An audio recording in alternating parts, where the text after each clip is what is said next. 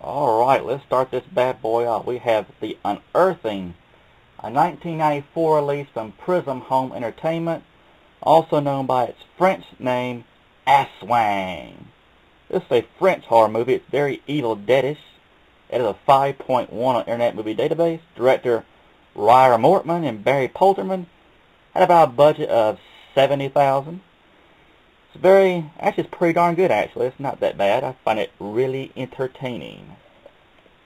It's basically about feeding unborn babies to something or another, an asswang is what they call it. It's very vampire-ish. Really creepy. There's really creepy scenes in it, I must say. It's pretty difficult to find. It did have a DVD release in 2003 uncut, but I'm pretty sure it's pricey. This one right here is very pricey. So out of all the Prisms I own, I would highly recommend this one. Since it's original, very well done, it's creepy and very awesome cover. Highly recommended. The Unearthing. Next up we have a movie called Aftermath from Prism Home Entertainment. It is a 1982 movie. It has a 4.0 on Internet Movie Database. And from director and written by Steve Bartlett. This is okay. It's kind of slow actually. This is a clamshell. Oh yes, not a cut box but a clamshell. Ooh.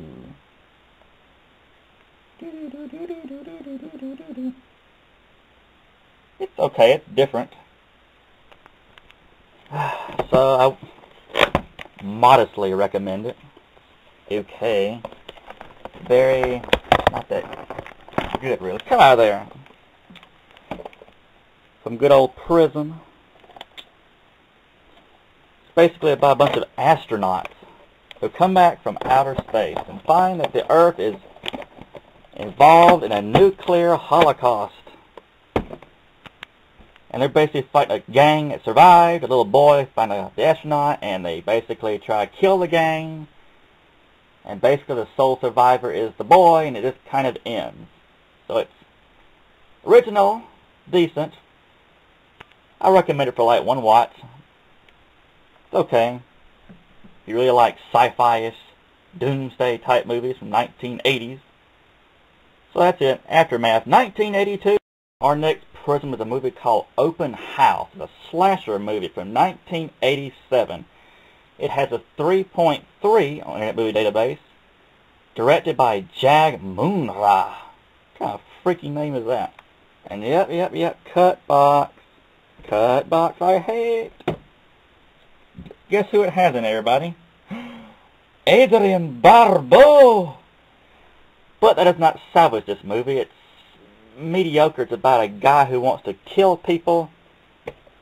Renters, pretty much. Or people who want to buy a house. Yeah, it's kind of, it has some decent gore in it.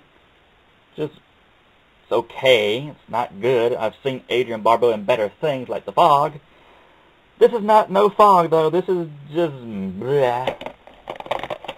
I'd only recommend if you really like Adrian Barbeau. Or if you like slasher movies in general. I watched it, found it. It's hard to find. I don't think it's ever been released on DVD. So I'm pretty sure if you find it on eBay or Amazon, I'm pretty sure it's not cheap, especially if the box is intact, which this one is not. So yeah, if you want to check it out, it's good. It's okay. It's mediocre, 3.3. It's a good rating for it, I guess.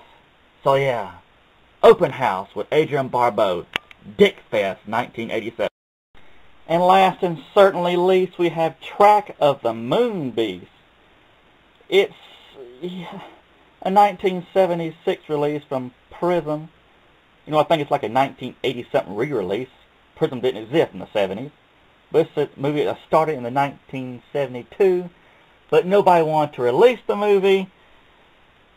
So it finally got made in 1976, and Prism finally decided to stick a dick up their behinds and say, we'll release you.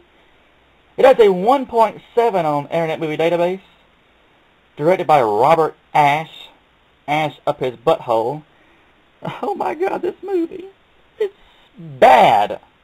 Really, really, really bad. I do not recommend this movie. This movie is boring as hell. You know, the moon base looks good at times, but the acting is so bad. It's flickering and 70s style in a bad way. But, as always, cool cover, bad movie. But, if you find it somewhere, I would at least get it if you're a collector like me. It's just... I don't...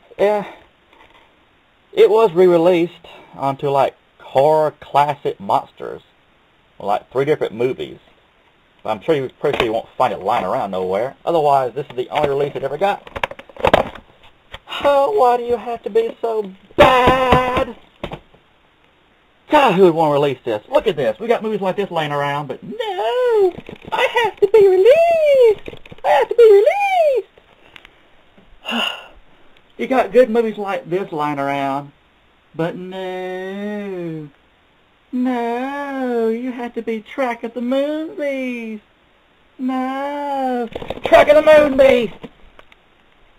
So yeah, I don't recommend watching this movie. It's dick pee. My pee tastes better. Please don't watch this movie. It's just so damn bad. And look, Moses is not pleased, and what Moses commands shall be put into place. Oh, Track of the Moon Beast. Go to hell, you dumbass movie. Okay, so in honor of candy, because it's Halloween, I chose to do Willy Wonka and the Chocolate Factory and Charlie and the Chocolate Factory. Let's see. This one is 1971 from Warner Brothers, and they redid it, repackaged it, etc. So it's now on DVD, which is good. Let's start out with the Oompa Loompas, and we'll contrast with the other one. These Oompa Loompas are different, and they have many different kinds of Oompa Loompas. Their costumes differ depending on the room, and yeah. Other than that, the story is basically the same in both of them. Each of the other 4 children are naughty, and therefore they, get drowned, eaten, stuck in a... not eaten. They don't get eaten. They get pulled up a fudge pipe, they get turned into a blueberry, they get dunked into the furnace, which may or may not be on, and they get turned into a small, tiny TV personality. Except for Charlie, which of course he gets the chocolate factory at the end. Switching to this one is 2005, also from Warner Brothers, and let's see, Mike TV gets, shrunken. They basically all have the same exact things done to them. The only difference is that Baruka Salt is, they no longer have geese that lay golden eggs. They have squirrels that separate nuts.